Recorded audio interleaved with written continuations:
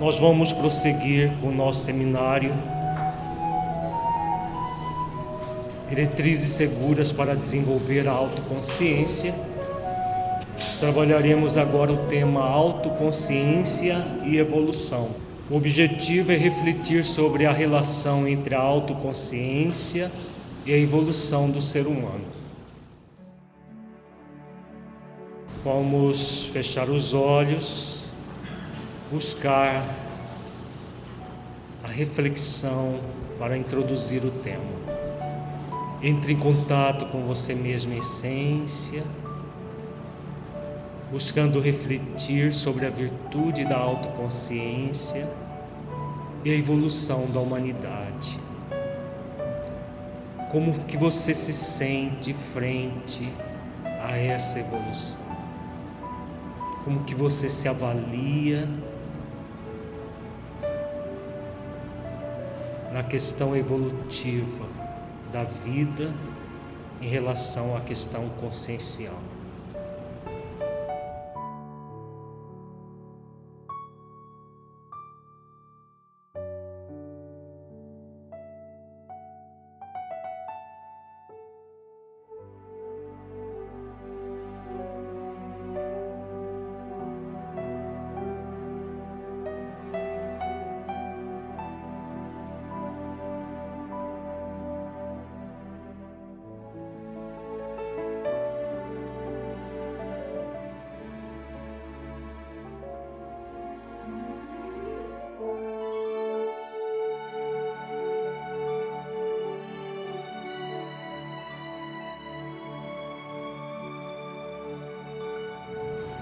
Lentamente vamos abrindo os olhos, voltando ao estado de vigília para as nossas reflexões.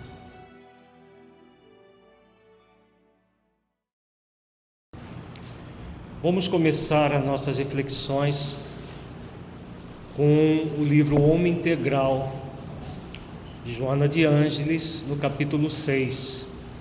A mentora nos diz que a consciência expressa-se em uma atitude perante a vida, um desvendar de si mesmo, de quem se é, de onde se encontra, analisando depois o que se sabe e quanto se ignora, equipando-se de lucidez que não permite mecanismos de evasão da realidade.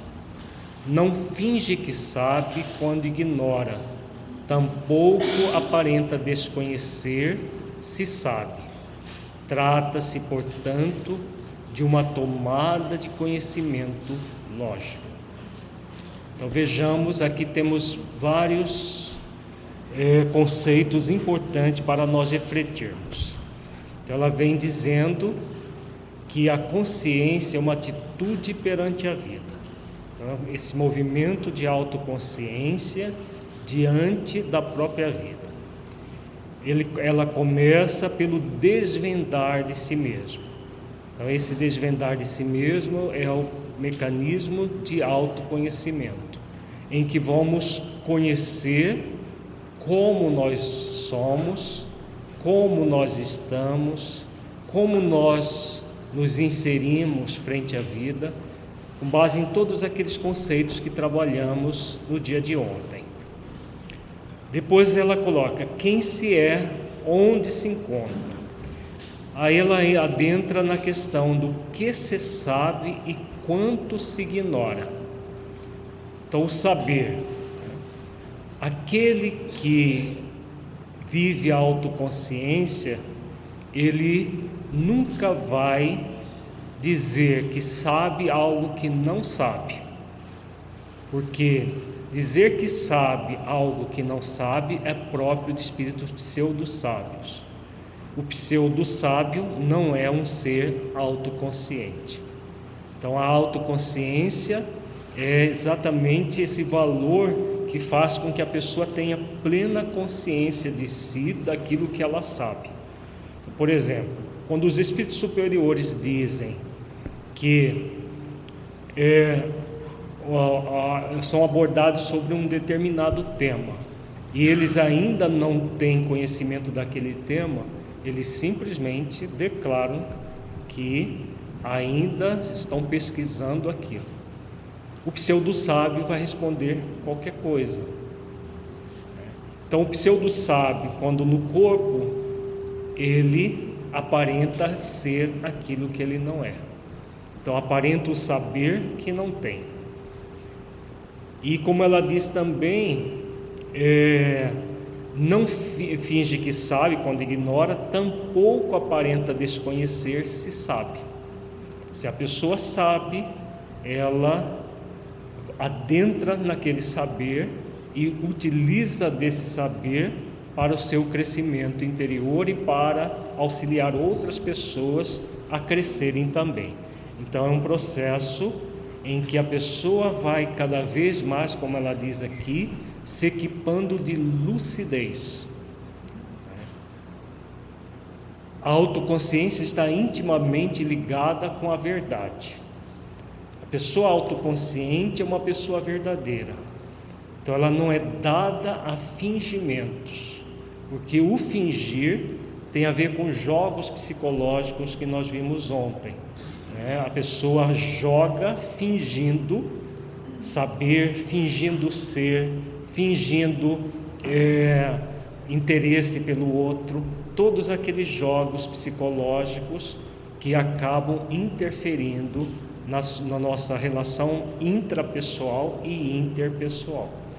Então, quando nós queremos ser seres autoconscientes, uma coisa fundamental, que virtude a benfeitora está falando aqui? Se nós unirmos todos esses conceitos aqui, nós vamos encontrar uma virtude muito importante. A autenticidade. Então ela está falando aqui de autenticidade, que tem a ver também com a sinceridade. A autenticidade do ser autoconsciente. Ele nem se coloca mais do que é, nem a menos do que é. Ele vive em conformidade com a própria consciência. Então, nas relações interpessoais, ele não vai fingir que não enxerga determinadas questões que ele está vendo. Muitas vezes nós confundimos autenticidade com rudeza.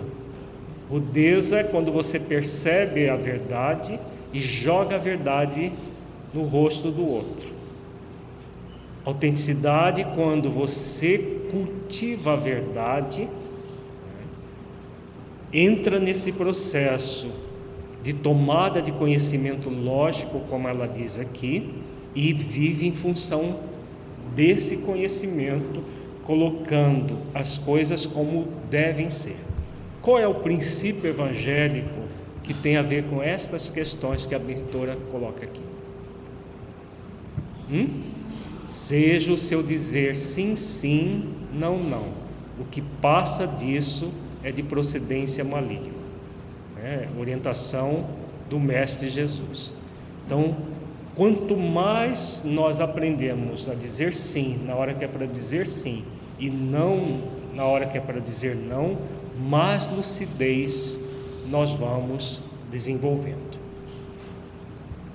Esses momentos de consciência impõem exercício até que sejam aceitos como natural manifestação de comportamento. Para tanto, devem ser considerados os diversos critérios de duração, de frequência e de largueza como de discernimento. Então vejamos aqui a orientação muito clara. Exercício. Por que a necessidade do exercício?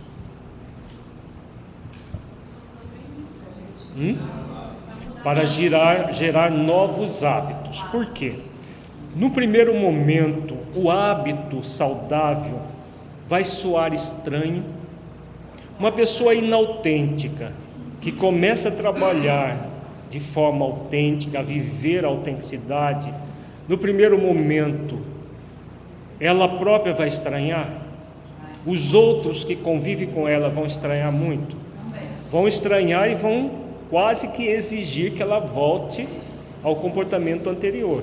Principalmente que a pessoa que não sabia dizer não, que tudo ela dava um jeito, que tudo ela dava conta, a hora que ela começa a dizer não, porque passa a ser autêntica, sim na hora que é para ser sim, não na hora que é para dizer não, é um Deus nos acuda em torno dela e às vezes dentro dela.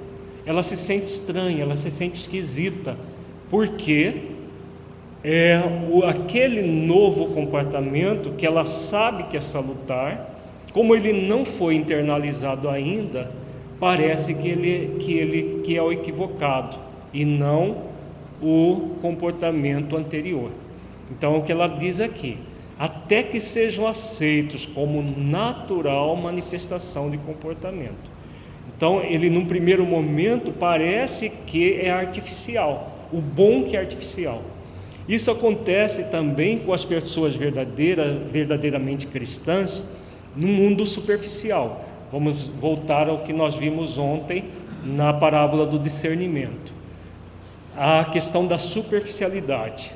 No mundo de superficialidade, o que acontece com as pessoas profundas? Elas são um estranho no ninho. Nós temos um mundo em que grande parte da humanidade está na superficialidade. E aí aqueles que buscam se aprofundar nas questões superiores da vida vão se sentir um estranho, vão se sentir até um ET, como se ele fosse anormal e os outros fossem normais, exatamente por causa dessa questão que a mentora coloca aqui, né? Isso é válido tanto individual quanto coletivamente, porque esse novo comportamento que é o objetivo da doutrina espírita, criar coletivamente, começa nas nossas individualidades. Criar uma nova humanidade focada em valores transcendentes do ser. Então, esses valores nos pedem exercício, exercício e exercício, individual e coletivamente. E a coragem para realmente nos manter de forma autêntica. Porque se nós não estivermos trabalhando com esses exercícios constantes, há um movimento da nossa parte de querer voltar para o estado anterior, né? Se nós não tivermos plena consciência de si, cada um ter consciência daquilo que está realmente buscando para trabalhar em função de se esforçar nessa direção, né? Para não entrar numa dubiedade, né? Daquela dubiedade de caráter que nós vimos na parábola ontem de manhã, na parábola do amigo importuno, né? É plena consciência para realizar aquilo que é para ser realizado. É como se fosse como a questão da bebida alcoólica. A pessoa consciente vai numa festa e oferecem bebida alcoólica para ela, não, eu quero água, ou um refrigerante, ou um suco. O pessoal olha como se ela fosse uma normal, né, diante da vida. Os normais são aqueles que enchem a cara e saem matando gente, ainda dirige depois que bebe, né? Saem matando pessoas, como aconteceu ontem no aeroporto lá em São Paulo, né? A pessoa indo viajar é atropelada na calçada por um motorista bêbado. E por quê? Esse é o normal, né? O normal é o anormal, né? Tivemos um professor de psicologia transpessoal chamado Pierre Weil, que ele dizia que o mundo vive numa normose. O que é normose? É uma palavra que ele cunhou, que é uma junção da palavra normal com neurose. Então as pessoas há tanta neurose. Neurose é uma doença mental, né? São vários tipos de doenças mentais, como a depressão, a ansiedade. São tantos os neuróticos na face da Terra que é normal ser neurótico. Quando a pessoa é serena, tranquila, é equilibrada, virou anormal, né? Porque os normóticos são maioria, né? Essa normose é, infelizmente, a maioria. Então, quando alguém tem uma atitude normal frente à vida, opa, aqui tem uma coisa estranha. Não pode, não tem como ser assim. Tem que ser desse outro jeito, né? Por causa exatamente desses comportamentos que são naturais, deveriam ser naturais no ser, mas que são vistos de uma forma artificializada, exatamente por essa normose que caracteriza a sociedade. No livro Ser Consciente, nas páginas 126 a 129, a mentora nos traz toda uma cartografia da evolução da consciência humana. Ela nos diz que em tentativas brilhantes e sucessivas de penetrar os níveis, os patamares da consciência, psicólogos e estudiosos outros das áreas das ciências psíquicas levantam-lhe a cartografia que, variando de escola e estágio, segue os mesmos processos de desenvolvimento que são compatíveis com o crescimento do ser, conforme as suas experiências vivenciais na busca da saúde real. Então vamos refletir, vamos explicar o que ela vai propor aqui. Os estudiosos da psicologia, eles criam sistemas de classificação, que é chamado de cartografia. Então, cartografia de funcionamento da mente. O primeiro, assim, mais conhecido que criou isso foi Freud, que criou a cartografia do id, ego e superego, né? Que tem toda uma visão bastante materialista da vida. E Jung criou o seu sistema, é o primeiro considerado precursor da psicologia transpessoal. Outros estudiosos criaram várias cartografias, e aqui ela aborda nesse texto a cartografia originalmente de Gurdjieff, um cientista russo, que depois foi aperfeiçoado por um discípulo dele chamado de Hope. Então é nessa cartografia que ela vai se basear para refletir os níveis de evolução da consciência humana. Desejando ampliar o campo da análise dos seus pacientes, enquanto Freud fundamentava a psicologia, a psicanálise e a difundia, Roberto Assagioli, na Itália, porque defrontava com dificuldades para aplicar em alguns deles as recomendações da doutrina que observara do mestre vienense, começou a trabalhar na organização da psicossíntese, na qual encontrou mais amplos recursos terapêuticos para liberá-los, assim alargando os campos do entendimento das personalidades conflitivas. Então todos sabem, é bem notório, que Freud é o grande desenvolvedor da psicologia moderna. Ele é um psiquiatra vienense que, observando uma série de pacientes, desenvolveu a chamada primeira força da psicologia, que é a psicanálise. Após a psicanálise surgiu o behaviorismo, a psicologia humanista, e a quarta força é a psicologia transpessoal. O Roberto Assagioli, ele é considerado o primeiro, um dos precursores da psicologia transpessoal, que desenvolveu esse ramo da psicologia transpessoal chamado psicossíntese. A diferença da psicologia transpessoal para a psicanálise é que a psicologia transpessoal é espiritualista, trabalha o ser de forma integral, corpo, mente e espírito. Então Jung começou a trabalhar isso, Assagioli, Stanislav Grof, Maslow nos Estados Unidos, vários pensadores, alguns contemporâneos, outros um pouco depois, desenvolveram a chamada quarta força da psicologia, que a mentora Joana de Ângeles é a maior difusora dessa corrente, que é a partir de observações do mundo espiritual.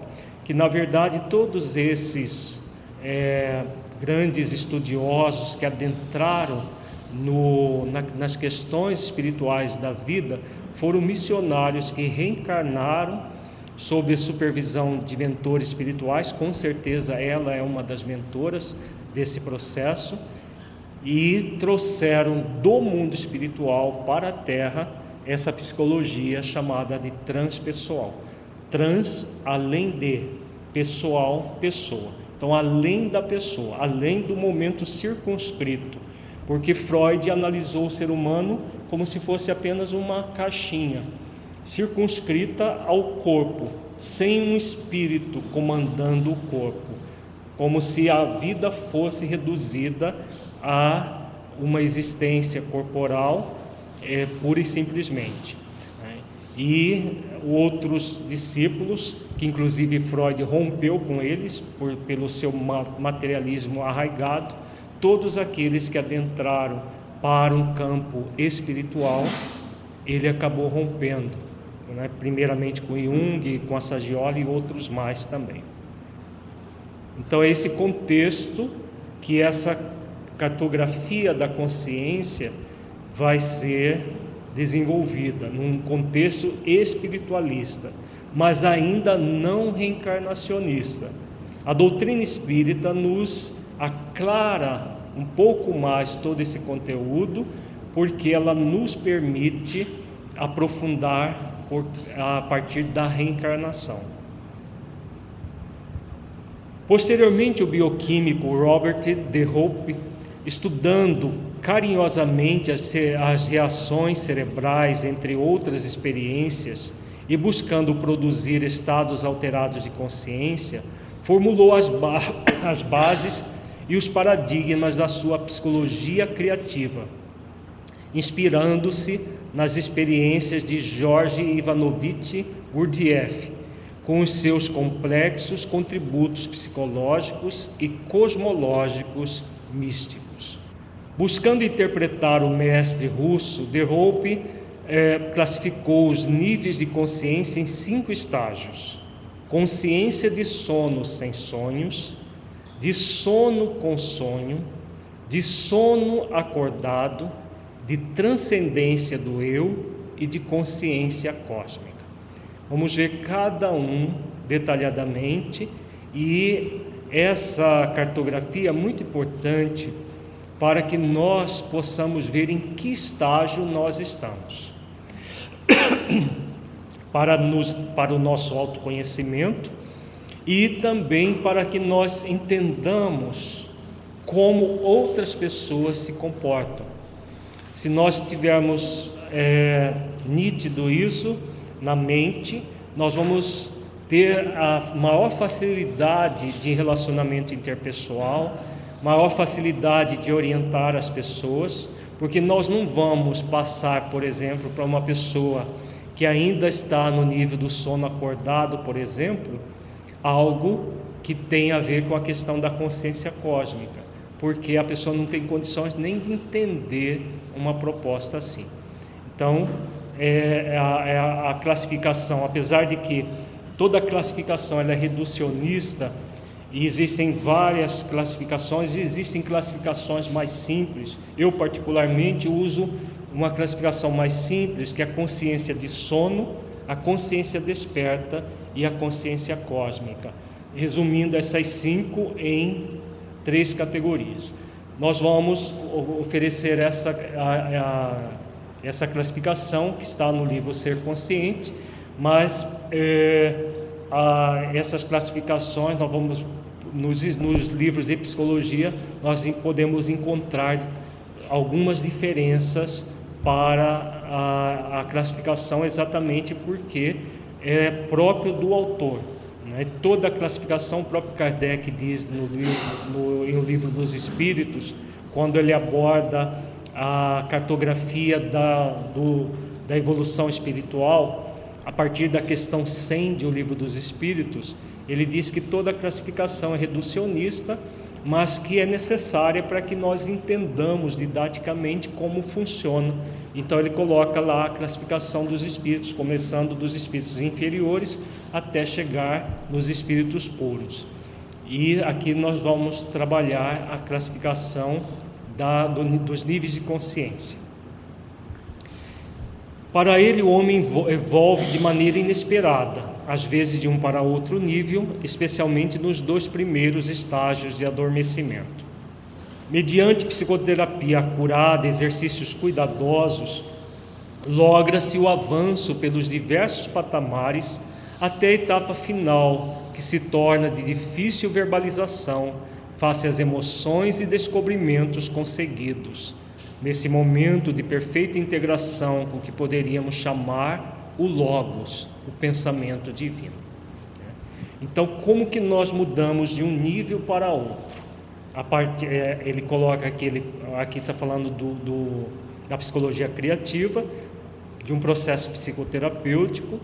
Agora, o principal não é nem a psicoterapia, são os exercícios cuidadosos, como ela diz aqui. Como terapeutas, nós sempre recomendamos aos nossos clientes. Terapia com um profissional, muitas vezes a pessoa precisa durante um certo tempo da sua vida. Autoterapia, que são esses exercícios cuidadosos, é para a vida inteira.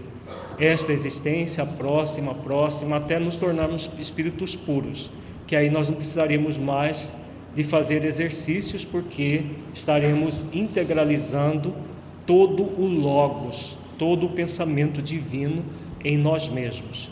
Até que isso aconteça, nós vamos necessitar dessa autoterapia, que são os exercícios do ser nessa melhoria de si mesmo, nesse aprimoramento para aquilo que nós desejamos, que é nos tornar pessoas plenamente conscientes.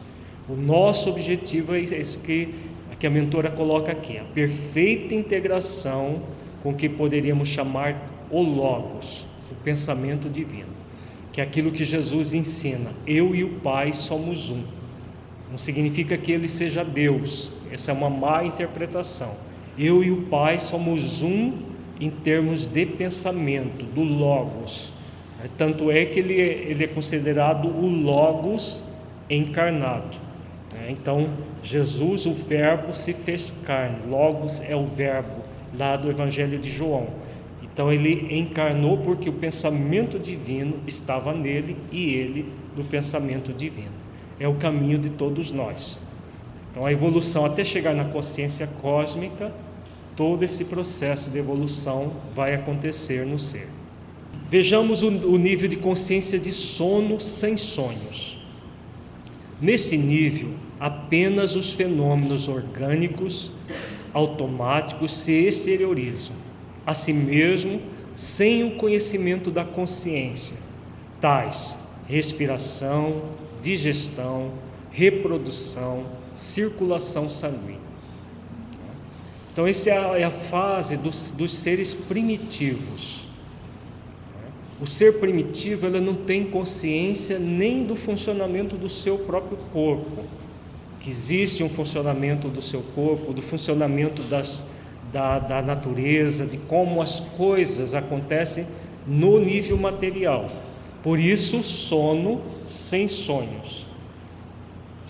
O sonho aqui é no sentido simbólico, não é o sonho que a gente tem quando dormimos.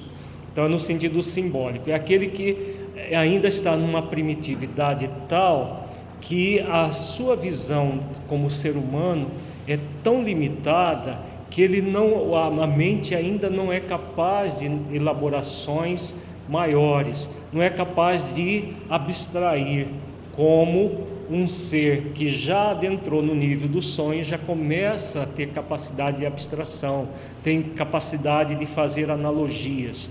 Então, o ser primitivo, quando na Terra nós tínhamos os seres primitivos, eles adoravam, por exemplo, o trovão, o relâmpago, as forças da natureza de um modo geral, porque eles viam como uma coisa assustadora, uma coisa maior do que eles, com mais capacidade até de destruí-los. Quando ele, por exemplo, via alguém ser fulminado por um raio, esse raio deve ser muito poderoso. Então, eles começavam a adorar os fenômenos da natureza como se fossem deuses ou Deus, exatamente porque estavam numa consciência de sono sem sonhos, sem capacidade de abstração, sem capacidade de entendimento das questões mais fortuitas da vida. Com certeza nós já não estamos mais aí, né? Como se estivesse anestesiada, ela não tem ação lúcida sobre os acontecimentos em torno da própria existência, e a ausência de vontade do indivíduo contribui para o seu trânsito lento do instinto aos pródromos da razão. Então a consciência ela fica anestesiada. Aos poucos vai se desenvolvendo a mente, que o espírito em evolução ele vai começando a fazer algumas analogias, mas ainda a vontade no nível consciencial, ela não foi ainda desenvolvida. E ele vai trabalhando, como ela diz aqui, no trânsito lento do instinto aos pródromos da razão. O que auxiliaria o espírito em evolução, porque aí já é um espírito humano, seria a providência divina, a previdência divina? Sim, exatamente. No Livro dos Espíritos tem uma questão sobre isso. Quando o espírito está nesse nível de primitividade, ele se comporta como uma criancinha. Então, espiritualmente, ele é uma criança. A criança ela é provida por quem? Pelos pais, pelos adultos. Se não tiver um pai, biologicamente falando, ali presente, uma mãe, algum adulto vai prover. Porque se não prover, a criança perece. Então, psicologicamente, o ser primitivo, ele está numa fase infantil, psicologicamente. Então, correspondendo aí a uma criança dos nossos dias, de 0 a 2 anos, nesse nível ainda de incapacidade de perceber a vida. Então, eles vão ser supridos pela providência divina, que envia espíritos protetores que os protegem, orientando, mesmo naquele ser primitivo, como eles devem agir, como eles devem se comportar em determinada questão. É uma fase em que o espírito é bastante simples e muito ignorante. É a questão lá 115. Nós somos criados simples e ignorantes e temos um compromisso, que é nos conhecer a verdade para nos aproximarmos de Deus. Então essa fase é de muita simplicidade e ignorância, e por isso uma tutela dos espíritos mais evoluídos. Não são espíritos superiores, tem os superiores também, mas eles são comandados por espíritos menos espíritos benévolos, que têm capacidades de auxiliá-los nesse processo evolutivo. O instinto é a previdência divina, porque a previdência divina são as próprias leis leis divinas que estão na nossa consciência.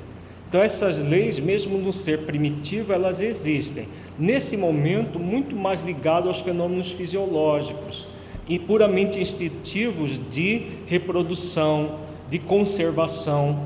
Então são leis divinas importantes para o ser, mas muito mais ligados à fisiologia do que à moral. E a providência são os recursos que Deus envia, que são espirituais, de tutela mesmo, de espíritos mais evoluídos, que vão auxiliá-los no processo de aquisição da razão.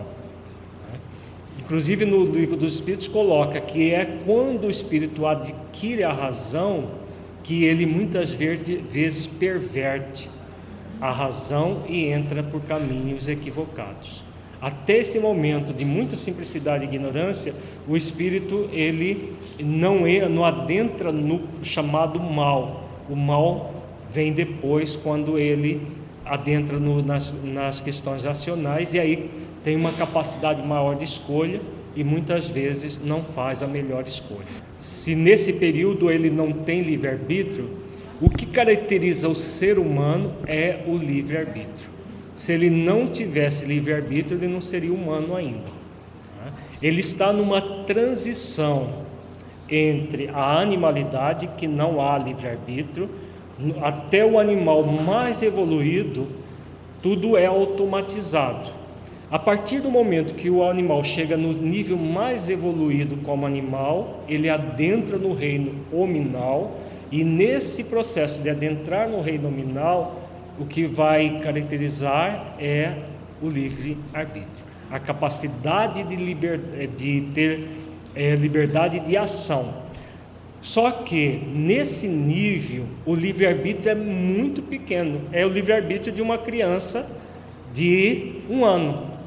Como que é o livre-arbítrio de uma criança de 1 ano? Ela pode escolher, por exemplo, coisinhas. Se ela gosta desse brinquedo e não desse, ela escolhe esse brinquedo. Mas o que é mais que ela vai escolher além disso, né?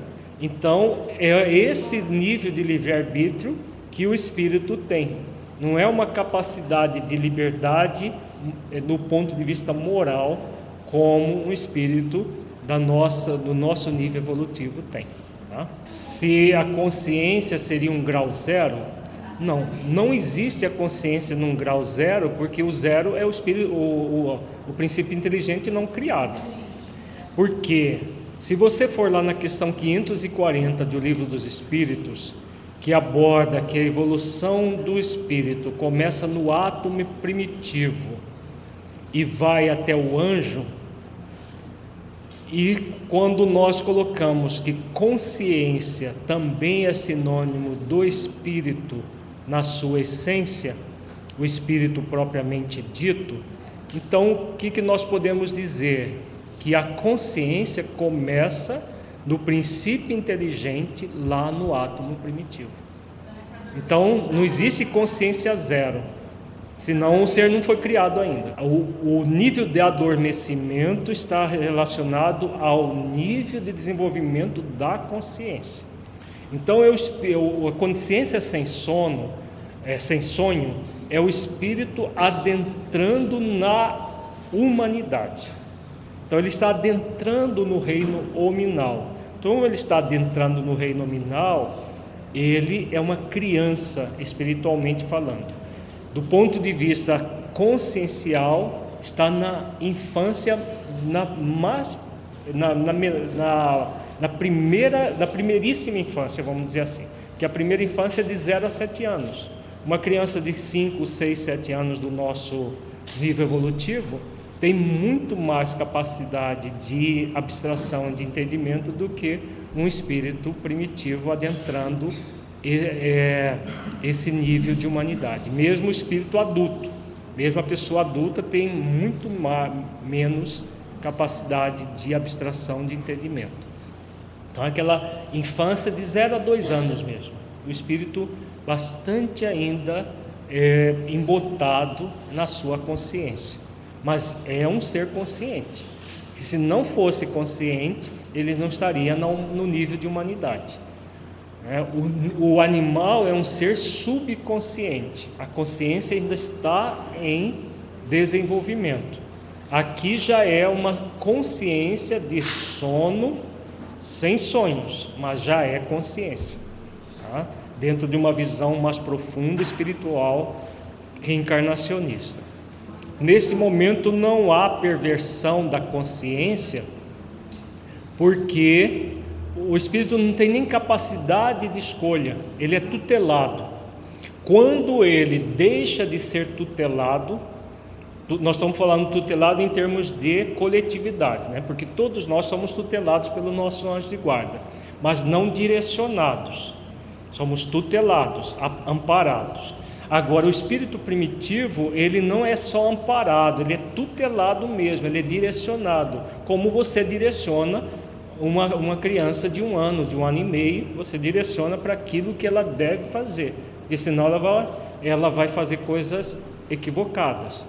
Então, ele é direcionado. A partir do momento que ele começa a entrar no nível de consciência com sonhos, de sono com sonhos, aí ele deixa de ser tutelado, direcionado, para ser apenas tutelado pelos anjos de guarda.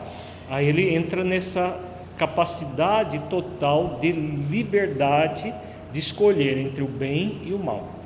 Tá? No Livro dos Espíritos aborda bem claramente isso, e quem tiver curiosidade para conhecer, entra no site do Projeto Espiritizar, veja lá os módulos sobre a presença amorosa de Deus em nossas vidas. Nós estudamos tudo isso, e ano que vem sai em livro esse conteúdo também.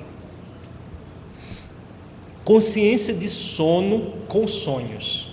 Neste nível, ele libera clichês e lentamente incorpora-os à realidade, passando pelas fases dramáticas, os pesadelos, os pavores, para os da libido, ação dos estímulos sexuais, e os reveladores, que dizem respeito à parcial libertação do espírito quando o corpo está em repouso. Então vejamos o que a mentora está querendo dizer aqui. Ela usa uma linguagem baseada na questão dos sonhos, mas ela usa de forma simbólica, não deve ser vista ao pé da letra. Então, sono com sonhos, não quer dizer que o espírito começa a sonhar toda noite, né, na hora que dorme. É sonho no sentido de que ele começa já a ter capacidade de abstração, porque o sonho não é uma coisa abstrata que você tem puramente mental. Então é sonho nesse sentido de abstração. Então ele começa a liberar clichês abstratos e lentamente incorpora-os à realidade, como ela diz aqui. E aí o espírito vai passar pelas fases dramáticas. O que é o pesadelo? Não é ter pesadelo com obsessor, não. É pesadelo no sentido de que ele começa a adentrar em situações em que ele passa a compreender determinadas coisas. E isso para o espírito começa a gerar medo, né? Então é o medo do raio, é o medo, de repente aquela pessoa que convivia com ele morre e ele fica com medo de acontecer a mesma coisa com ele, começa a fazer rituais, começa a ter todo um processo da sua individuação. No estudo que nós fizemos da presença de Deus, amorosa de Deus em nossas vidas, nós trabalhamos a questão da individuação do ser. Então aqui, todo esse processo de evolução é para culminar na individuação. Daqui a pouco nós vamos falar o significado profundo desse termo individuação.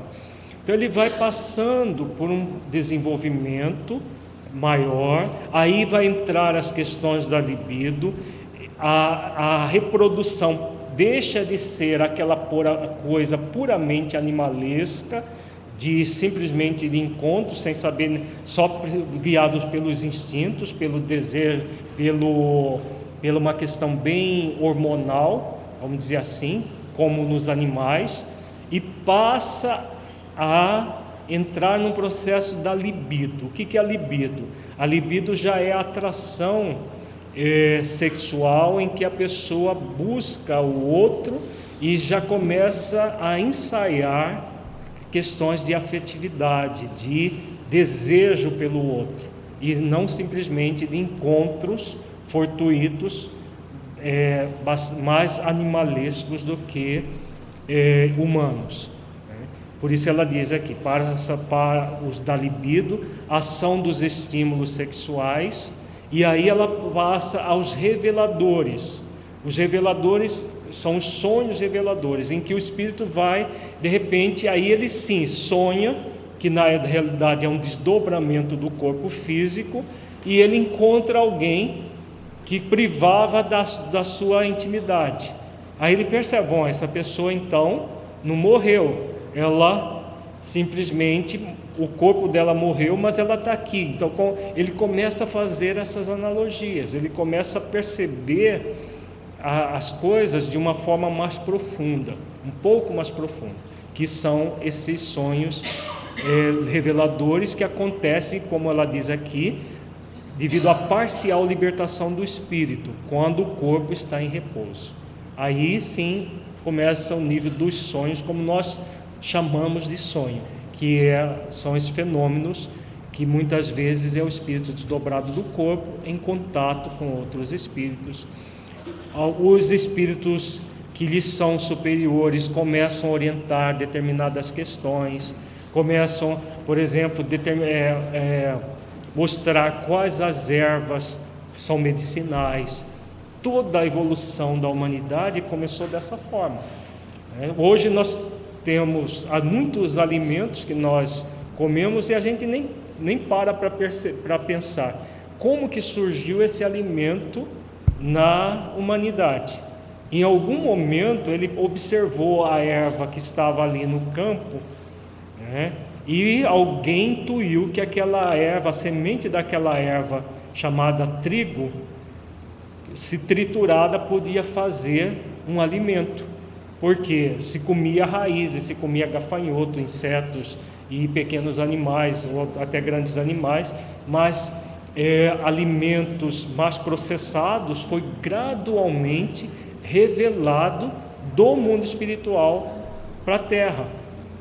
Então, ninguém um dia acordou, eu vou fazer pão desse trigo. Não é assim que se processa as coisas. É sempre da dimensão espiritual para a dimensão física. Tem a ver com isso que Joana coloca aqui. Esses sonhos reveladores, onde desdobrado do corpo foram passados lentamente orientações de como ele agir. Então a alimentação, a própria medicina foi desenvolvida assim, no primeiro momento rudimentar, na base de ervas, e tudo isso está se produzindo o quê? O futuro anjo, a partir de todo um processo de evolução gradativo, evolução da consciência do ser. Se ele libera clichês a partir da intuição de algo consciente, é algo que num primeiro momento é mais intuitivo do que consciente, que é o início do processo de abstração. Então é aquela transição entre o sono sem sonhos e o sono com sonhos. Então que o espírito primitivo começa depois de muitas e muitas reencarnações, porque isso nós não vamos ver, não é de uma geração para outra, mas são várias experiências, nascendo e renascendo. Na primitividade, a expectativa de vida era de 15, 20 anos, era pouco tempo de maturidade corporal, não de maturidade espiritual, mas de maturidade corporal que o espírito vivia. E aí desencarnava e reencarnava praticamente imediatamente. E tudo isso vai sendo formado uma futura consciência de si. Ainda aqui não há consciência de si.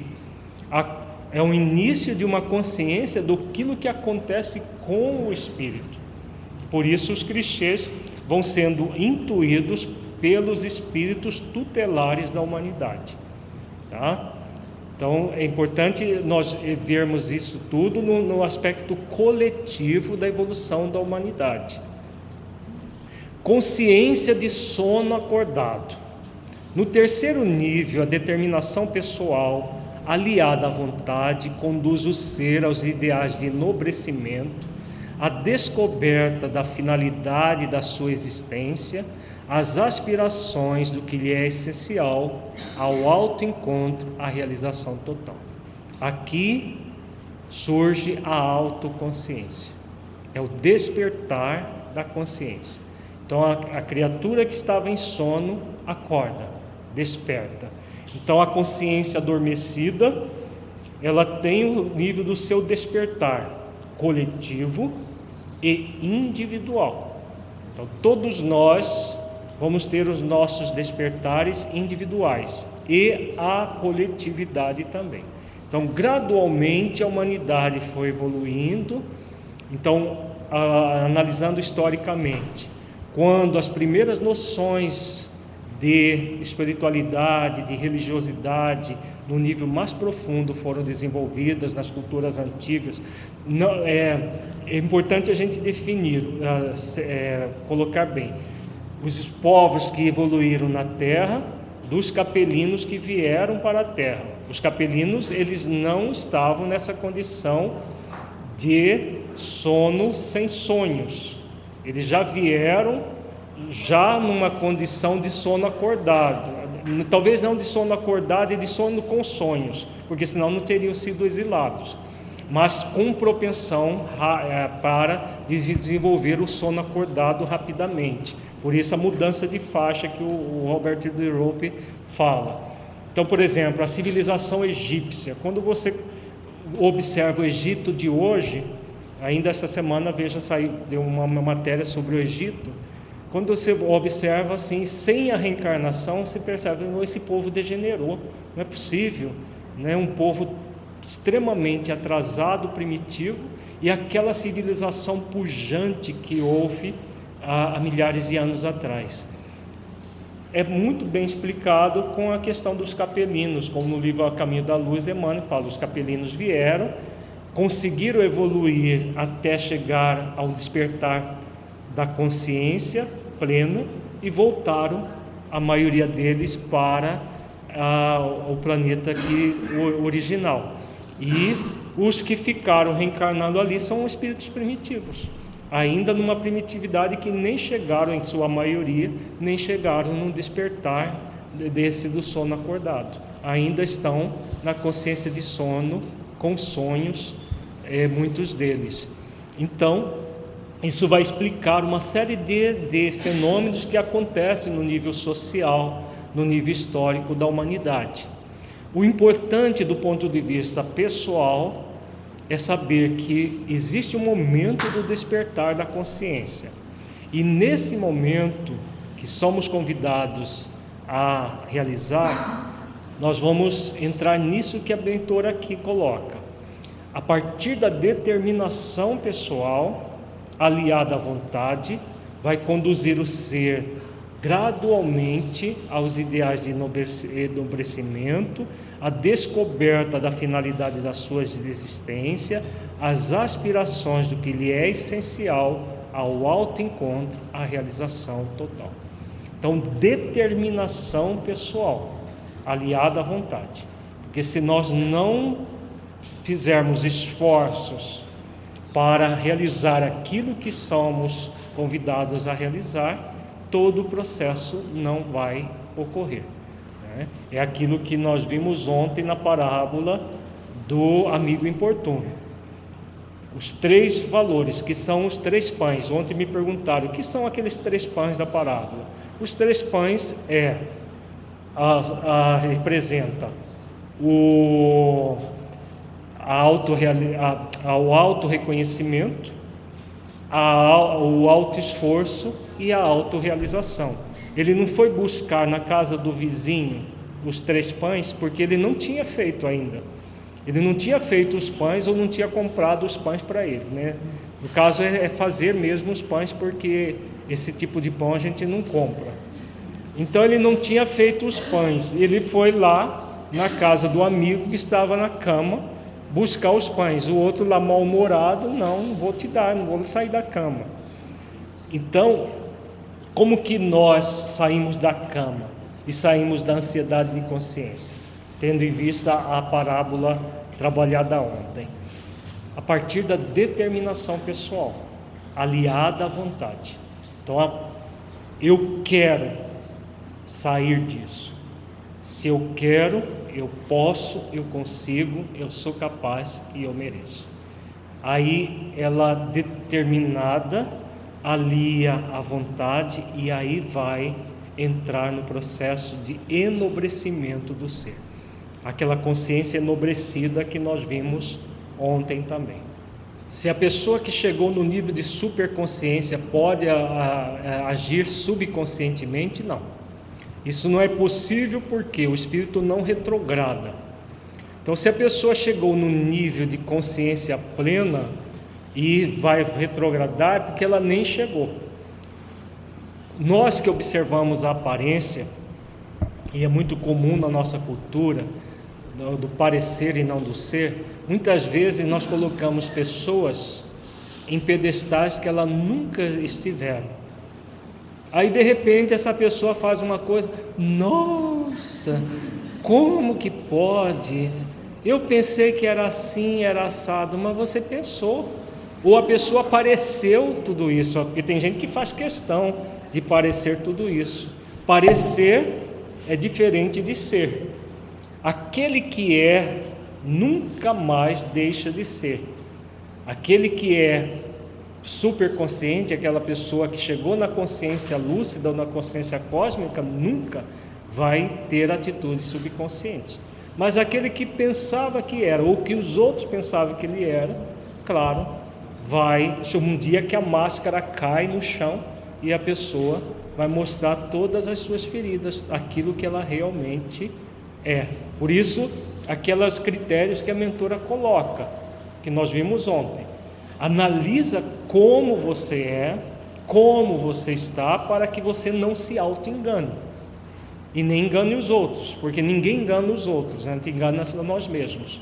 Então o auto-engano é um processo que nós podemos nos libertar totalmente, se quisermos. Se a razão surge aí, não, a razão surge naquele outro nível. Aqui é um aprofundamento da razão para a moral. Porque aqui são conceitos morais que vão nortear o enobrecimento do ser. Que aí ele tem, quando ele surge essa razão, ele pode seguir o caminho do bem ou do mal. Então é antes desse nível. Desse nível, aqueles que já estavam no caminho do mal tomam consciência que estão no caminho equivocado e passam a agir no bem. Aqueles que já estavam no caminho do bem aprofundam nesse bem, analisando os aspectos morais de estarem no bem. Consciência de transcendência do eu.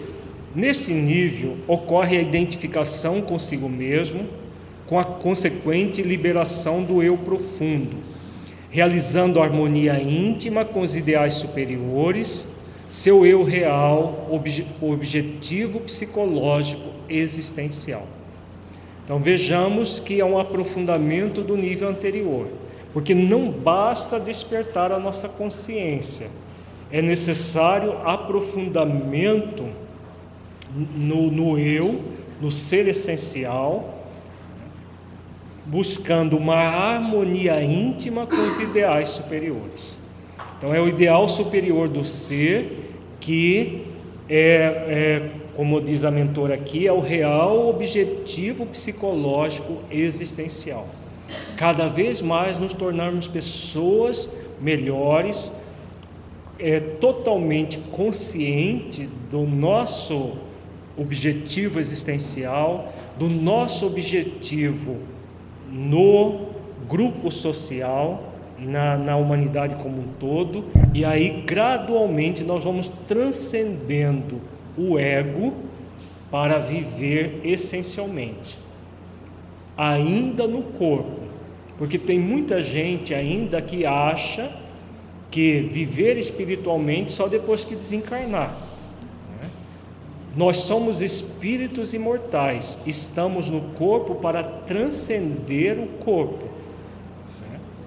É viver no mundo sem ser do mundo. Esse é o grande objetivo existencial. As pessoas dizem, não, mas eu não quero virar santo, não quero ser santo.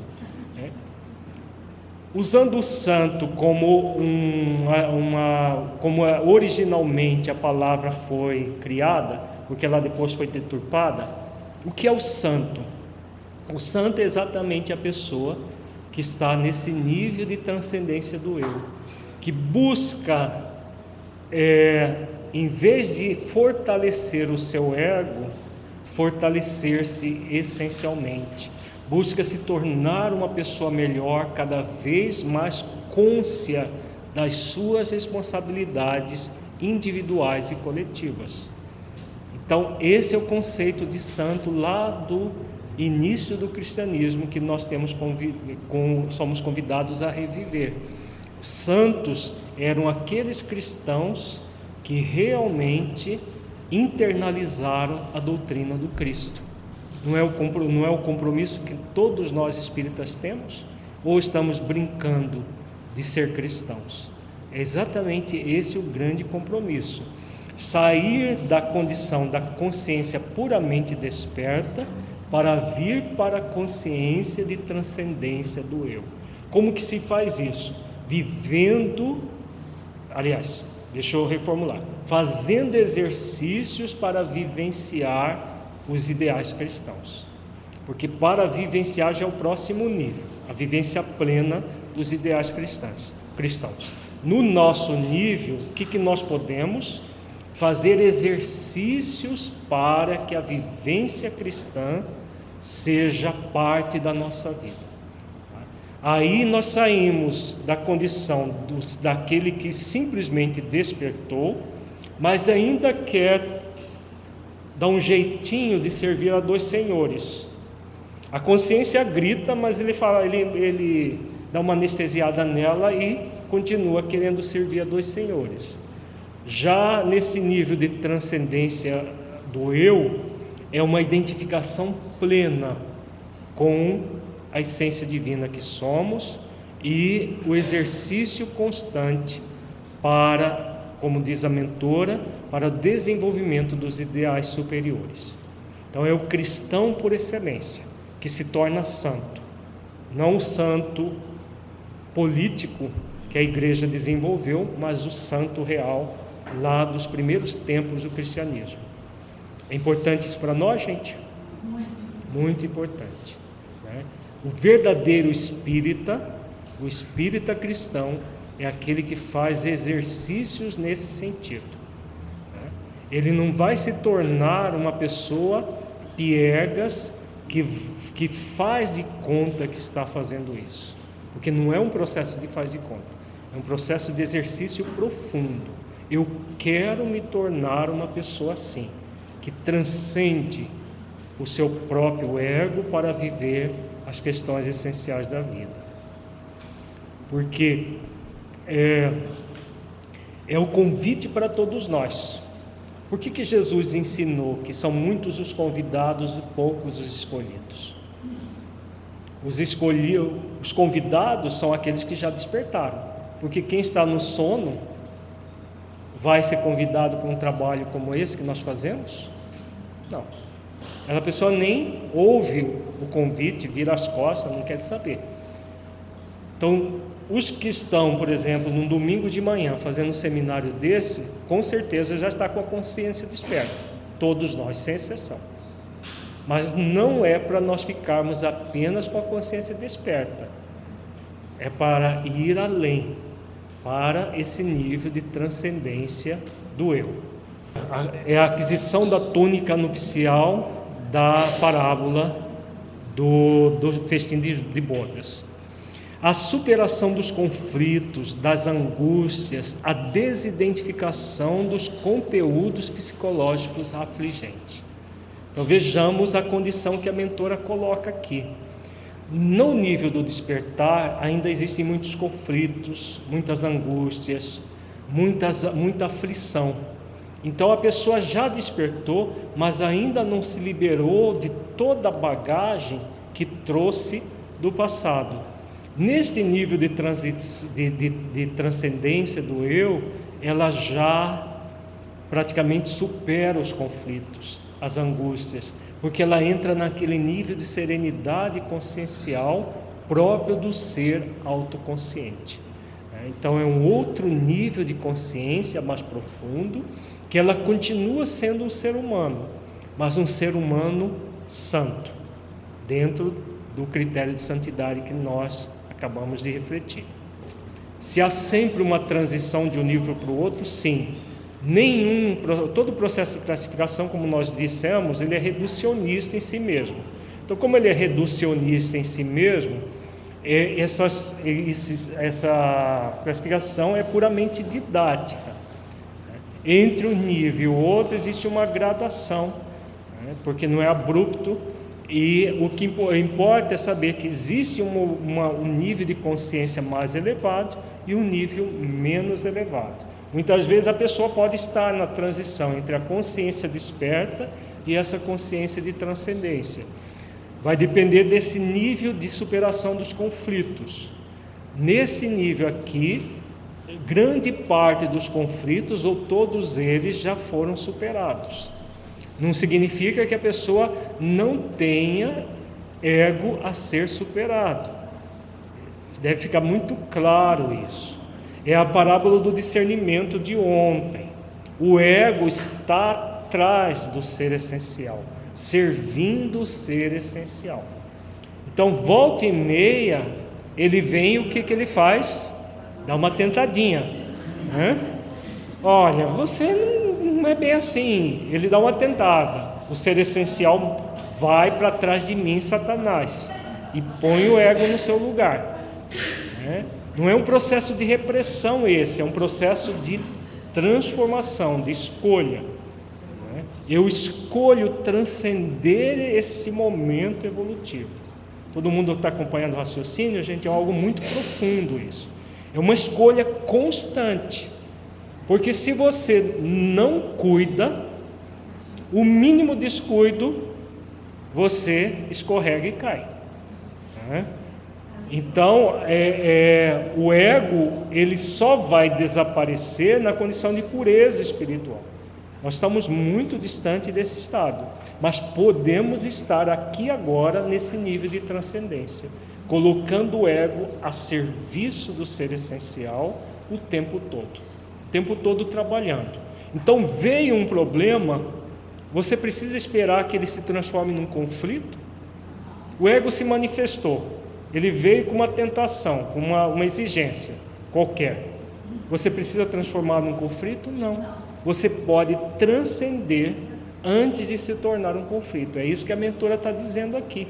A superação do conflito não é superação da causa dos conflitos. Dá para entender? Porque o conflito já é efeito. As causas vão permanecer até que nós, num outro nível de evolutivo, que é o próximo, aí sim, desapareçam as causas dos conflitos. Nesse nível, que é o nível que todos nós que estamos aqui podemos adentrar nele, se é que já não adentramos, podemos permanecer nele, trabalhando em função da nossa superação cada vez maior. Se na consciência de sono acordado o ego está mais evidente, sim, porque é o ego falando alto na vida da pessoa, né? Na consciência da transcendência do eu, o ego já está atrás do ser essencial. De sono acordado, o ego ainda domina muitas vezes o ser. Ele já sabe que o ego está dominando, mas ele deixa o ego dominar. Deu para entender isso? Todo mundo acompanhou? Foi muito boa a pergunta do Romildo. No nível anterior, que é do sono acordado, a pessoa já despertou, ela já sabe que esse movimento é egóico, mas ela ainda se compraz com o movimento egóico. Então o ego ainda tenta e ela se deixa tentar. Neste nível aqui, o ego tenta, ela não se deixa tentar mais. Por isso que ele é sem conflitos, a superação dos conflitos, porque os conflitos são consequência desses movimentos de dar vazão ao ego.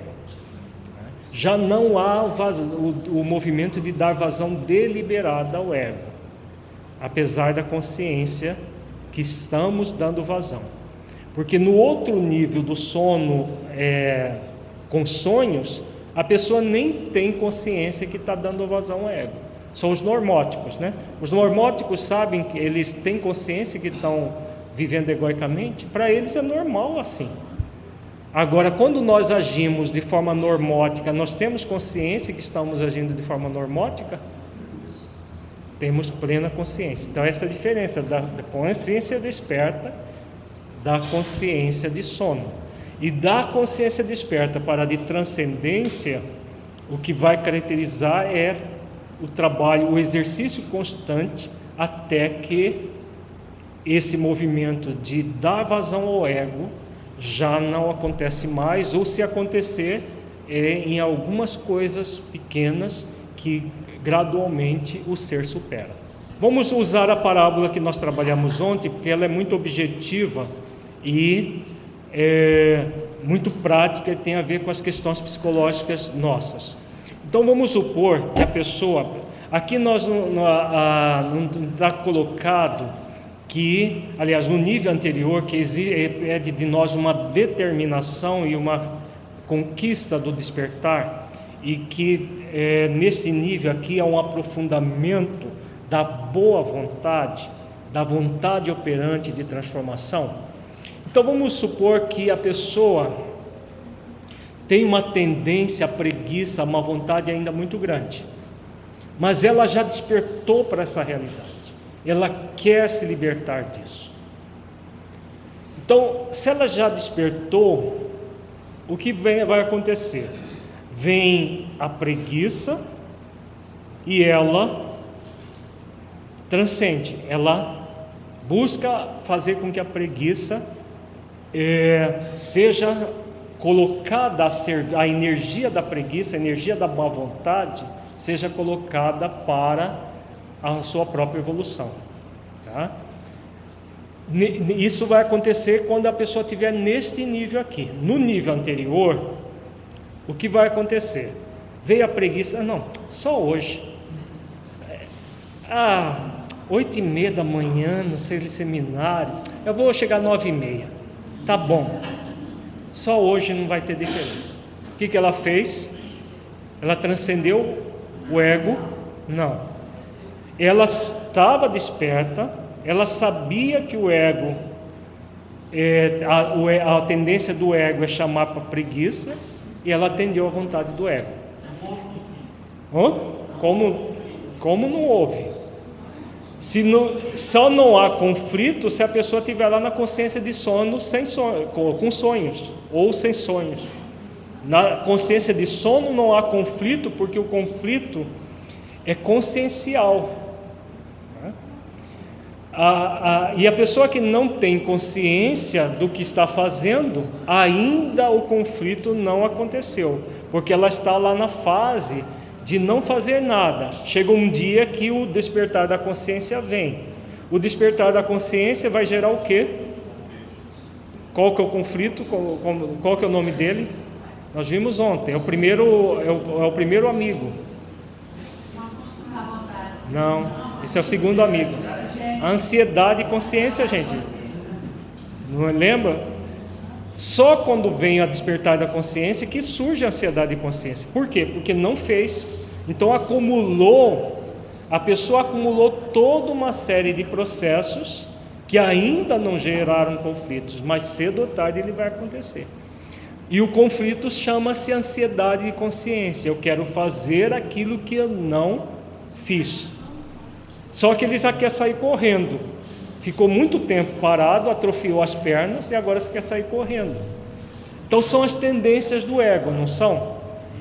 Então quando a pessoa despertou a consciência e ela deu vazão ao ego, o que vai acontecer? Conflito de consciência.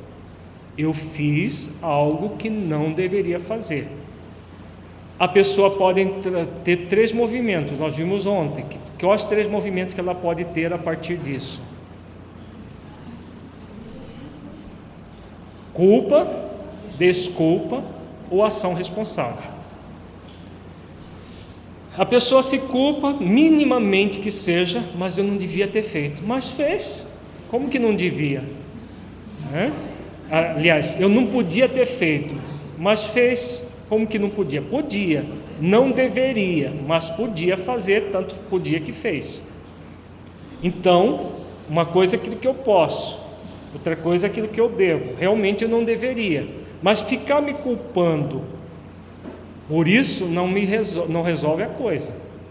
Me desculpar também, eu fico lá patinando na consciência desperta, mas eu não transcendo esse nível de consciência. Eu fico lá, mas de vez em quando só a gente fazer isso não tem problema.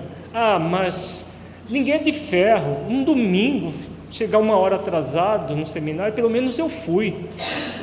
Não são os sofismas da paixão que o ego cria, lá do dever, que nós estudamos o dever. Não, mas eu fui. Tem tanta gente que nem foi, como se você tivesse... Como se a sua consciência tivesse a ver com a consciência dos outros. Você chegou 1 hora atrasado, mas tem tanta gente que nem lá foi. Aí é o desculpismo que você dá um jeito para justificar determinadas questões, são sofismas da paixão. Mas a consciência está gritando, ela já nem fala mais, né? Porque você manda ela calar a boca, então ela grita para ver se ela é ouvida. Para que ela grita? Para você ficar oscilando entre culpa e desculpa? Para você ficar se justificando? Ou para que você transcenda o eu? Então, se você aprender com o seu erro aqui agora, na próxima vez, domingo de manhã tem seminário, mês de janeiro, final do mês, tem outro, a continuação. Aí chega lá domingo de manhã, relógio toca, só mais meia hora não vai fazer diferença. Opa! Transcendência do eu. Aí você vai para trás de mim, Satanás. Levanta e vem para o seminário na hora. Deu para entender o exemplo? Você transcendeu a preguiça. Vem para o seminário na hora certa, porque você colocou o diabo da preguiça atrás da essência e viveu o essencial. Esse exemplo que nós demos para a preguiça e para a ansiedade serve para todas as questões egóicas. Teve vontade de agir egoicamente? Coloca o diabo do ego atrás da essência. Quantas vezes forem necessárias. Quantas vezes forem necessárias. Por quê? O que Jesus ensina lá no final da parábola? O ego sossega até a ocasião oportuna. Daqui a pouco ele vem de novo. E vem de novo. E vem de novo. E você põe ele atrás do ser essencial sempre. E sempre. E sempre. Tá? Isso que se chama discernimento. Discernir entre o que deve e o que não deve. Né? Porque tudo pode. Mas nem tudo nos convém.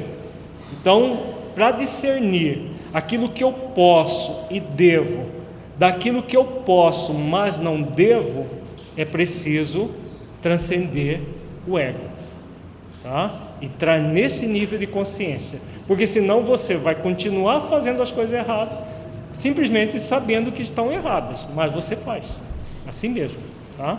Se a pessoa fizer isso, ela não vai precisar de terapia com um terapeuta, sim, se ela fizer uma autoterapia e estiver trabalhando os seus conflitos sem necessidade de uma ajuda profissional, ótimo. Agora, se ela tiver não conseguindo realizar, a ajuda sempre é bem-vinda, um profissional consciente. Quando as pessoas começam a estudar psicologia, principalmente a coleção psicológica de Joana, ou outros cursos, e começa a colocar o ego como se fosse até uma entidade à parte dela. O meu ego é assim, meu ego é muito grande, meu ego é isso, meu ego é aquilo. E esquece que ela é um ser essencial, cujo objetivo é fazer com que o ego, que é apenas ausência de luz, se torne luminoso. Que brilhe a vossa luz, ensina Jesus. Então, brilhar a nossa luz é colocar a luz da essência no próprio ego. O ego é sombra, a essência, o self, é luz. Então, a partir do momento que eu escolho transcender o eu menor, que é o ego, o que eu faço? Eu entro num processo de liberação do eu profundo, como a mentora diz aqui no texto. Então, a liberação do eu profundo é o self, é a essência divina que eu sou. E aí, na parábola do discernimento, eu coloco o ego a serviço da essência, né? Então, o Satanás, o diabo, o ego diabólico vai para o nível dele, que é servir o ser essencial e não ser servido pelo espírito imortal, tá? Consciência cósmica. As conquistas do nível anterior permitem a iluminação que resulta da vinculação com a consciência cósmica, tá? Então, a consciência cósmica esse termo é símbolo também de Deus. Quando a criatura vai nesse trabalho de transcender o eu, gradualmente chega um momento que ela entra na iluminação. Ela se torna una com o Criador. Para alcançar esse nível no corpo, é preciso chegar na condição de superioridade muito próxima da cristificação, no nível muito profundo de consciência. No nosso nível evolutivo, se nós chegarmos na transcendência do eu, já está de bom tamanho, porque a maioria de nós fica na consciência desperta, acorda. Por isso é de sono, de consciência, como que é mesmo? Não é com sonhos, é a outra. De sono acordado. De sono acordado, porque muitas vezes nós fazemos a consciência dormir um pouquinho, vivemos o ego e depois nós despertamos de novo. Então, a transcendência do eu é um bom nível de consciência para que nós permaneçamos nele, para um dia chegar na consciência cósmica. Porque senão nós, para não entrar numa síndrome do Dom Quixote, não, eu quero entrar na consciência cósmica, custe o que custar. Aí você vai entrar em algo que ainda é o seu futuro, mas que ele vai ser galgado passo a passo. Mas sabemos que existe um nível de consciência cósmica. Nem sempre, porém, o homem e a mulher conseguem alcançar esse nível ideal, que nós acabamos de comentar. Fenômeno que, não obstante, será realizado através das reencarnações, que lhes facultarão a vitória sobre os karmas negativos e, mediante as leis de causa e efeito, passo a passo, em esforço contínuo, poderão fazê-lo.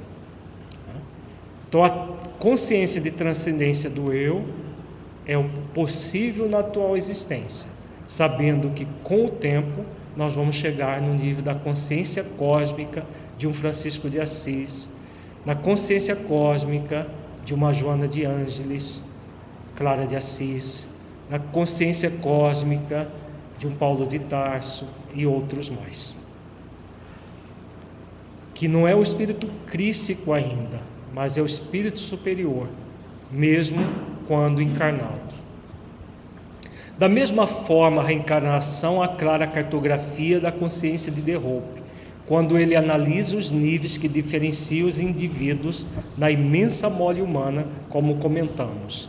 As experiências acumuladas promovem ou retêm o indivíduo nos fenômenos decorrentes das ações praticadas, beneficiando-os ou afligindo-os, com as sombras que lhes permanecem dominadoras, na condição de resíduos espirituais. A consciência filtra-os e, por não os poder digerir, transforma-os em conflitos, perturbações, estados psicológicos, requerendo terapias especializadas e contínuas. Então, o que ela está querendo dizer aqui? Se nós não fizermos os esforços para transcender os níveis de consciência, o que vai acontecendo? Essa condição de não trabalhar com o nosso ser vai produzindo resíduos energéticos. Ela coloca aqui em itálico, para simples, porque não, é simbólico, não há palavras para definir. Nós chamamos também isso de manchas espirituais, de energias deletérias que se acumulam no nosso perispírito. E o que vai acontecer com a pessoa que vai acumulando isso? Por exemplo, a pessoa que já está com a consciência desperta, mas que ainda quer servir a dois senhores. É inócuo isso, gente? Não, é muito grave.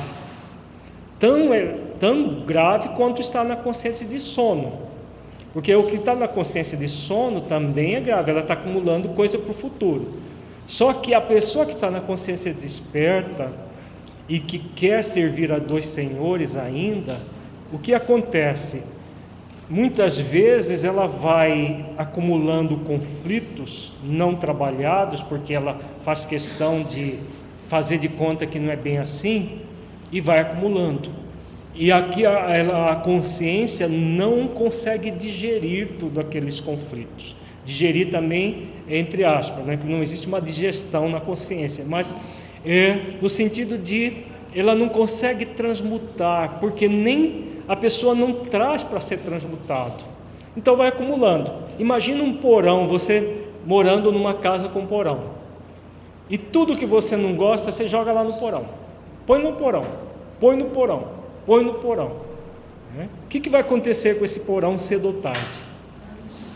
Vai ficar tão cheio de entulho e tão cheio de animais peçonhentos, de insetos e tudo mais, que daqui a pouco tudo isso está subindo para casa. Então aquelas baratas acumuladas, ou os ratos, vão começar a subir para a sua casa, porque foi acumulado lá no porão. E é o que ela chama aqui, conflitos, perturbações, estados psicopatológicos, que vão acontecer. Não é à toa que o nível de depressão vem aumentado, inclusive dentro do movimento espírita. Inclusive a quantidade de espíritas que têm entrado em depressão é cada vez mais chocante. Os profissionais de saúde sabem disso. É cada vez mais chocante. Pessoas espíritas pensando em suicídio. Essa semana eu atendi uma pessoa assim, pensando em se matar, com plena consciência de que não existe a morte. Tem consciência, já despertou, mas não tem o trabalho de transcender as questões egóicas que interferem na consciência.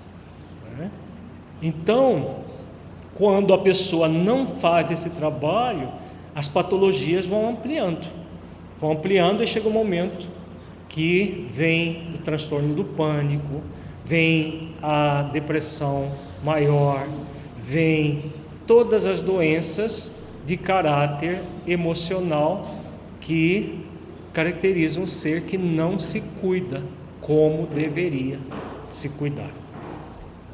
Em qualquer nível, porém, a partir do sono com sonhos, a vontade desempenha um papel relevante, impulsionando o ser a novas realizações e conquistas completadoras, que enriquecem o arsenal psicológico, amadurecendo o essencial à vida e selecionando do amontoado egóico do supérfluo. Então esse parágrafo aqui é muito importante. Então vejamos que a partir da de sono com sonhos, não é da desperta, do sono com sonhos, que é a capacidade de abstração, porque antes o espírito ainda é tutelado, como nós falamos. Então, a partir desse nível, que é a razão, que ele vai ter a vontade de escolha entre um caminho e o outro, a vontade desempenha um papel relevante. Caso nós não nos disponhamos para desenvolver a vontade de mudança, essa mudança não vai acontecer simplesmente pelo desejo, mas por uma vontade plena de nos impulsionar às novas realizações e conquistas completadoras que enriquecem o nosso psiquismo, e nós nos tornamos pessoas cada vez melhores. É o esforço que nos cabe de realização. Então, voltando à tríade que nós trabalhamos ontem: auto-reconhecimento, auto-esforço, auto-realização. Sem a vontade operante muito clara, firme, decidida nessa direção, ninguém vai a lugar algum.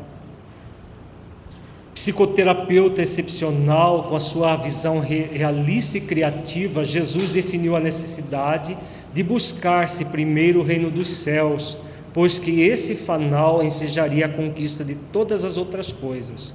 É óbvio que ao se adquirir o essencial, todas as coisas perdem o significado, por se encontrarem destituídas de valor face ao que somente é fundamental.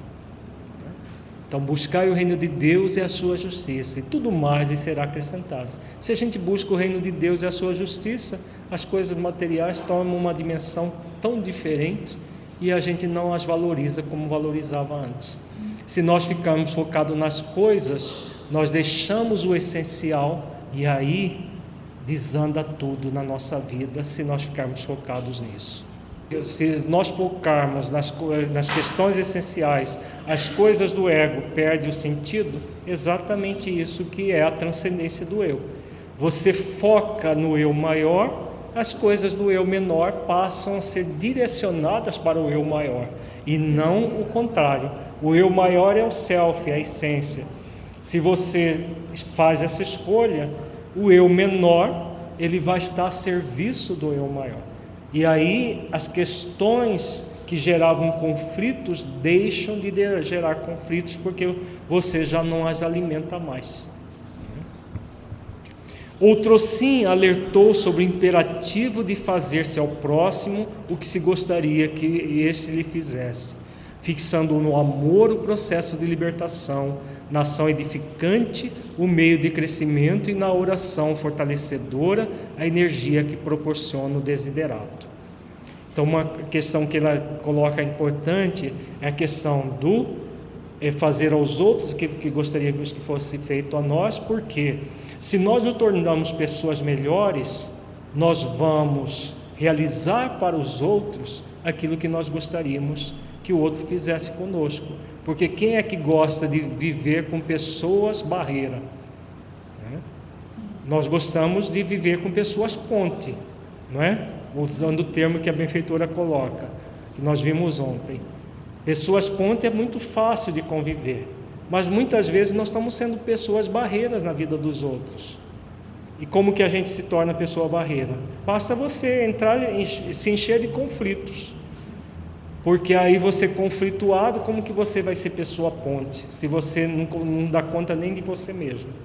Então, se você não quer para você, você tem um compromisso consciencial, que é o dever para fazer ao próximo o que você gostaria que ele lhe fizesse. E aí ela coloca a oração como um instrumento de fortalecimento. Tudo posso naquele que me fortalece. É a oração que nos conecta com Deus para que Ele possa nos fortalecer nesse movimento de transcendência do eu. Fazer ao próximo de acordo com o nível de consciência que o próximo está, não, de acordo com o nível da sua consciência, não a do outro. Acontece que na questão do outro, muitas vezes, porque nós ainda não estamos no nível da transcendência do eu, nós temos a ilusão de que vamos mudar o outro. Aí é um problema. Você vai oferecer o melhor para o outro.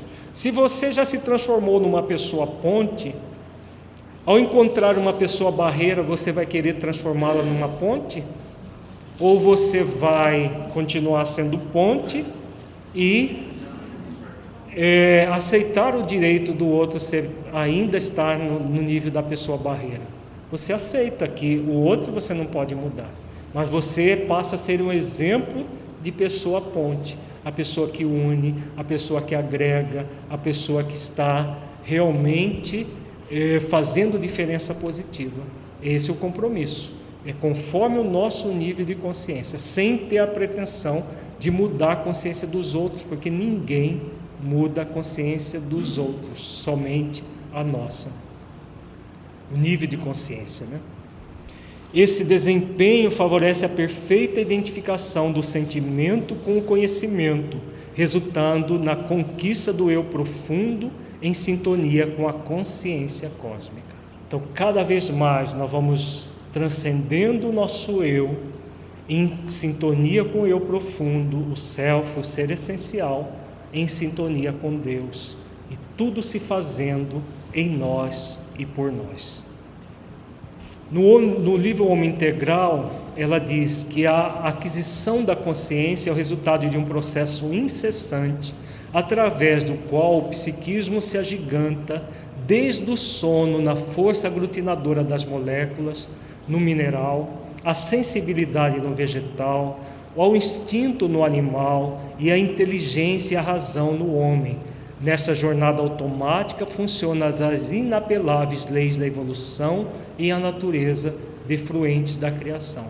Então, nós já comentamos isso quando falamos da questão 540. Então, tudo começa lá no mineral, que o psiquismo do ser vai evoluindo, passando pelo mineral, pela aglutinação no mineral, pela sensibilidade no vegetal, instinto no animal, inteligência e razão no ser humano. Chegando ao patamar humano, esse psiquismo de início rudimentarmente pensante atravessa inúmeras experiências pessoais que o torna herdeiro de si mesmo em um encadeamento de aprendizagens pelo mergulho no corpo e abandono dele, toda vez que se rompem os liames que retêm a individualidade. Esse processo de renascimentos que os gregos denominavam de palingenésico constitui um avançado sistema de crescimento intelecto-moral fomentador da felicidade.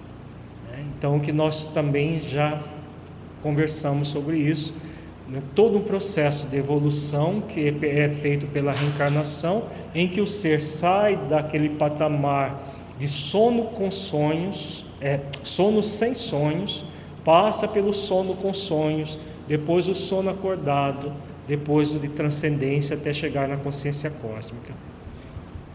Graças a ele, a existência humana se reveste de dignidade e de relevantes objetivos que não podem ser interrompidos.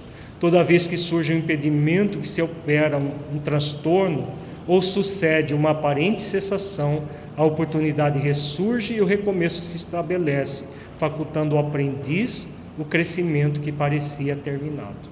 Então, aquela questão que também nós já trabalhamos bastante, somos todos aprendizes da vida. Se algo não deu certo agora, mais tarde dará a partir do aprendizado que nós obtivemos agora.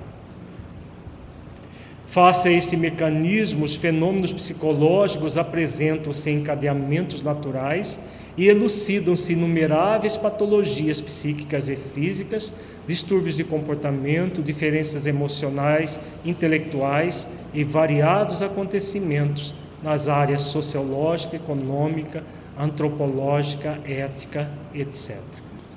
O processamento da aquisição intelectual faz-se ao largo das experiências e aprendizagem, mediante os quais o eu consciente adiciona conteúdos culturais, ao mesmo tempo que desenvolve as aptidões jacentes para as diversas categorias da técnica, da arte, da ética, num incessante aprimoramento de valores. Então, a partir do momento que nós vamos transcendendo o nosso eu, nós vamos adquirindo tudo o que é da cultura do ser humano, melhorando principalmente essas questões aqui, técnica, da arte, da ética. Um mundo superficial como o nosso, a ética é colocada, vilipendiada, como nós estamos vendo nos escândalos um após o outro no nosso país. Por quê? Porque a maioria das pessoas ainda está em consciência de sono. É uma minoria que já despertou e uma minoria menor ainda que já está na transcendência do eu. A anterioridade do espírito ao corpo brinda-lhe maior soma de conhecimentos do que os apresentados pelos principiantes no desiderato físico.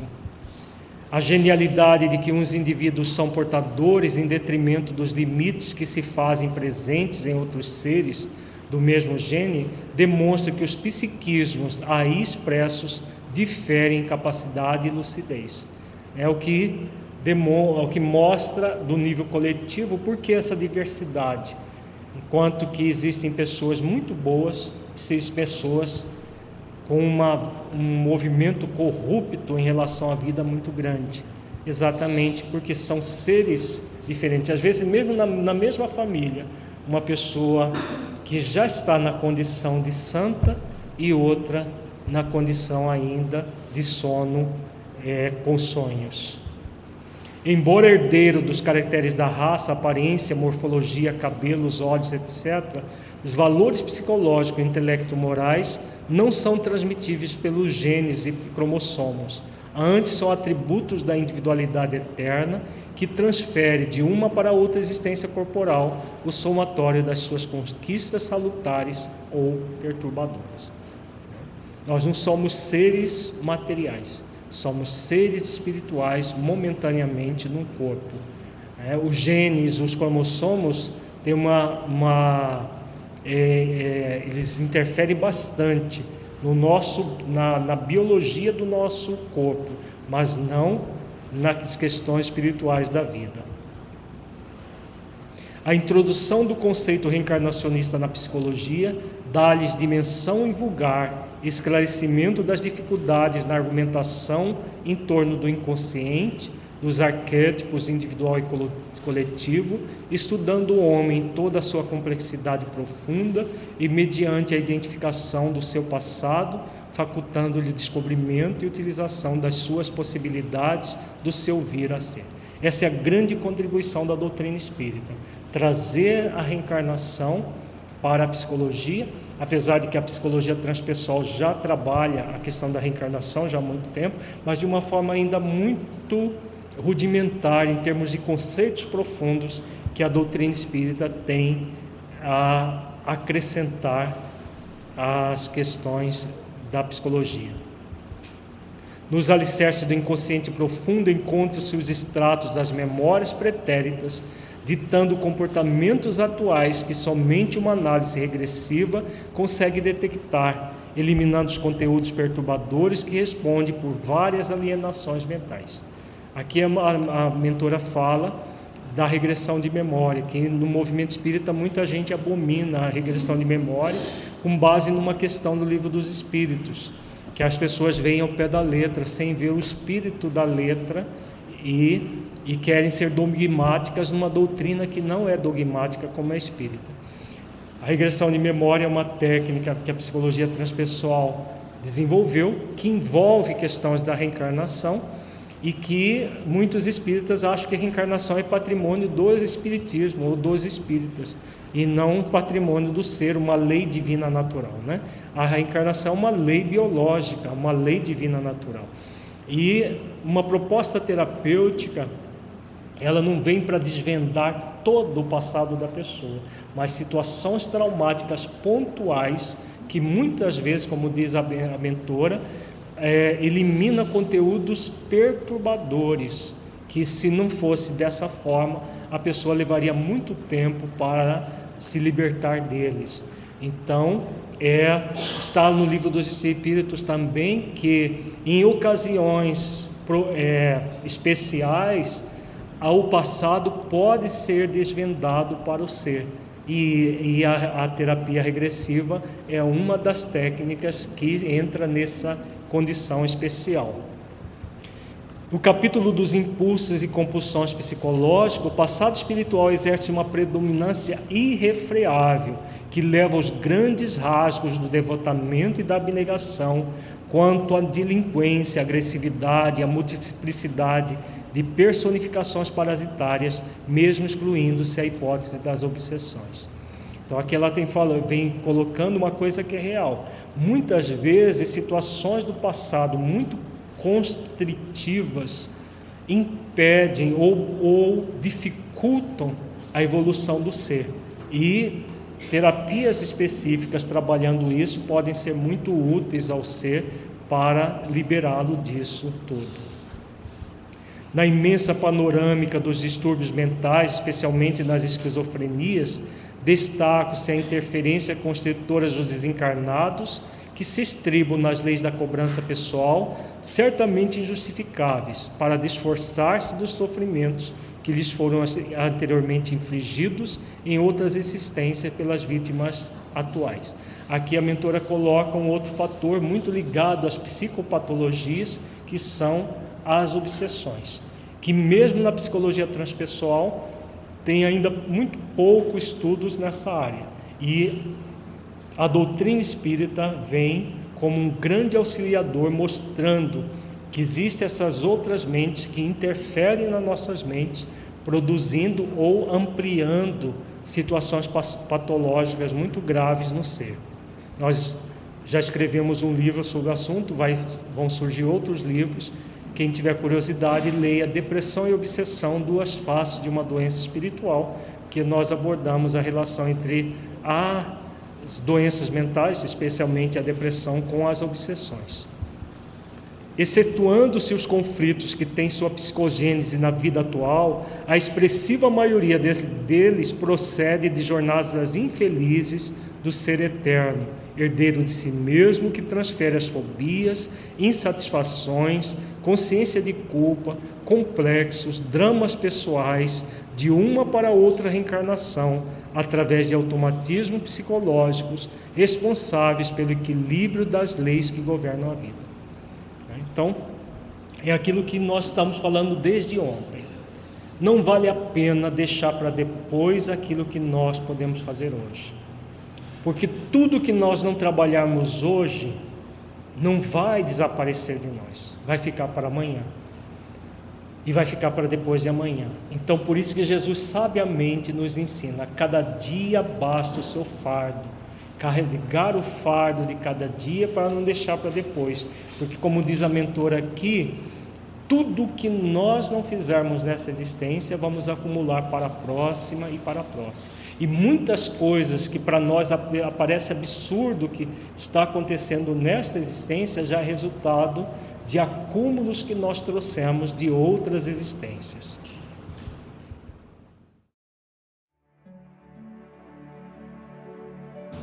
Vamos fazer então a nossa avaliação reflexiva. Vamos fechar os olhos. Entre em contato com você mesmo em essência, buscando sentir o conteúdo estudado neste encontro.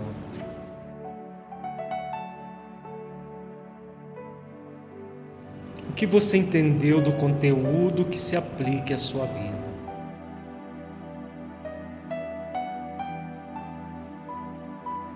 O conteúdo estudado mudou a forma como você avalia a virtude da autoconsciência? Caso positivo, que mudança foi essa?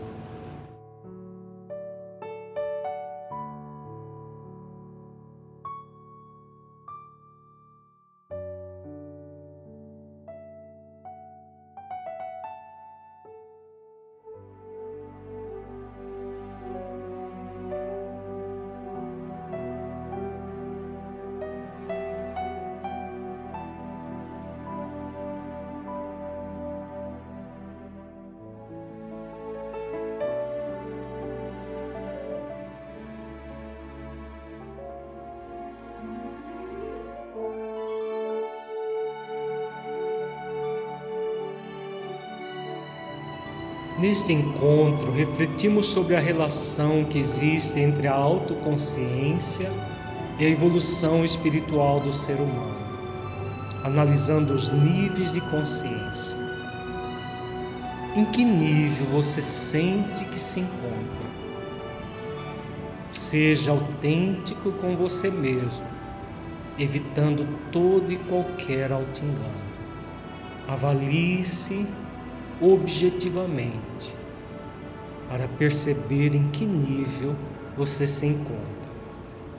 Consciência de sono com sonhos, de sono acordado, de transcendência do eu, consciência cósmica.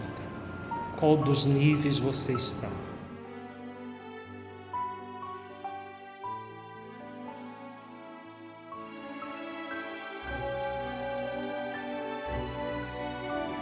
Avalie também os esforços que você está disposto a realizar, utilizando de sua vontade para mudar de nível.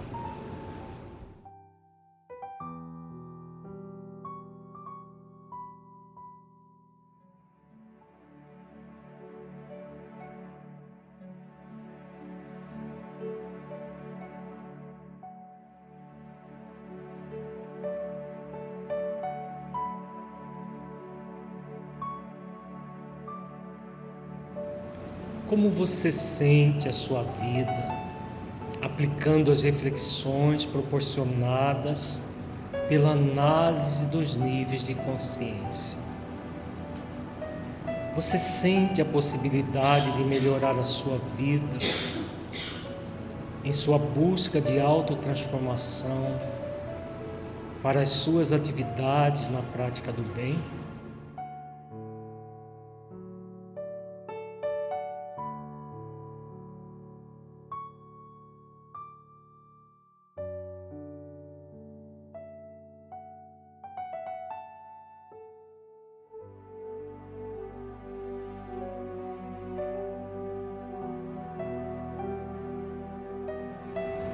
Sinta-se agora um espírito imortal que traz em si mesmo a determinação divina de evoluir até a perfeição relativa, pelo conhecimento pleno e cumprimento das leis divinas, pela prática das virtudes e pela busca da unidade com Deus. Mergulhe profundamente nessa verdade espiritual. Sinta, veja-se desenvolvendo todas as virtudes essenciais da vida ao longo do tempo, desenvolvendo o poder real em si mesmo, sentindo as possibilidades que se abrem para você em virtude do desenvolvimento de suas potencialidades.